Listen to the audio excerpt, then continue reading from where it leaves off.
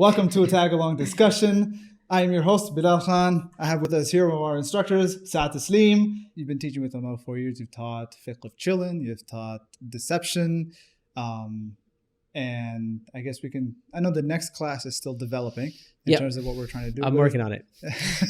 But it's most likely going to be within the theme or nature of just American, or not American culture, but just Muslim culture, a modern Muslim culture kind of theme, sort of. That's a way to put it. We're going to be dealing with culture, right? Culture and religion, and what role each has. Like as Muslims, like how much does our culture play a part in our lives? Okay. How much does it? Because in my mind, I've always seen cultures. There's two facets to it, right? You've got the aesthetics. The aesthetics being like the food you eat, the clothing you wear, the language you speak, people you're around. But at the same time, there's a deeper aspect to the culture, which has to do with the very values that you hold and how that overlays with the way you do things, right? So let's take, for example, the value of cleanliness. Okay, so in Eastern cultures, cleanliness is demonstrated through taking your shoes off when you enter into somebody's home, right? But in the West, cleanliness, which is also a value here, but is demonstrated through having hand sanitizer, mounted on every other wall so you can clean up your hands. It's just the culture now is how that value has been applied locally. But I'm just wondering how that applies within an Islamic context. Look, because there's a lot of different values, right? It's actually extremely, people overcomplicate the issue of culture. And I know why, because there's a lot of bad that comes from culture. And there's a lot of bad that gets attributed to Islam because of culture. Right? So I get it when people are very anti-culture. But Islamically, it's very simple. Take the good, leave the bad. It's as simple as that. Cleanliness, if there's hand sanitizer, as a Muslim, that's good. Right? It goes along with the principles and the morals and the ideals and the values of Islam. So I would welcome that. Right? So that's what, and if there's something in the culture which is bad, we would leave it. Right? So it's not all bad, it's not all good. It's in the middle. There's just so much good and so much bad. How do you navigate? So that's where it's important to understand your Islamic morals and your principles. Look, there's certain things, for example, that Islam will leave open. Leave it open to your culture as long as it doesn't go against the principles of Islam. And there's a lot of that. Give me an example. Like the way you dress. Right? We have certain principles, certain guidelines, certain conditions that need to be met. Once those are met, the rest is up to you.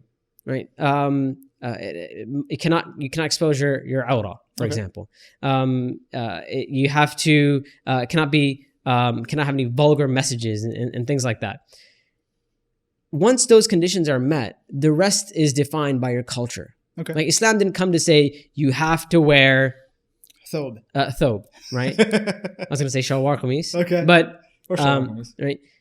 That's not what Islam said. Islam said it has to be modest, right? And then modest has different aspects to it. But I guess another question comes, modesty is one thing in one culture, another thing in another culture. But there's an Islamic definition of modesty as well. There is. So that's some of the things that will be addressed in the seminar, whatever the seminar is, inshallah ta'ala. Fair enough. But yeah, do we have some sort of ETA? I mean, as of this recording, it is what, end of September? Yes, there's an ETA. It's the Universal Muslim ETA, which is soon, inshallah.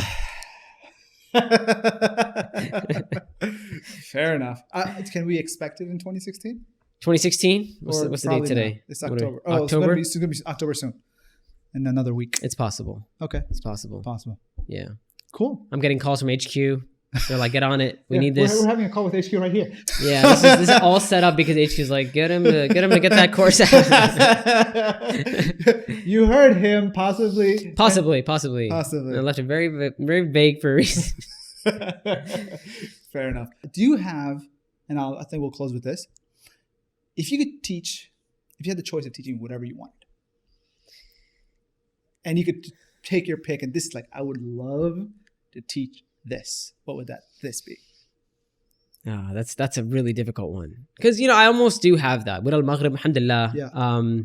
There's a lot that I love about AlMaghrib, alhamdulillah, a lot. And they didn't pay me to say this, by the way.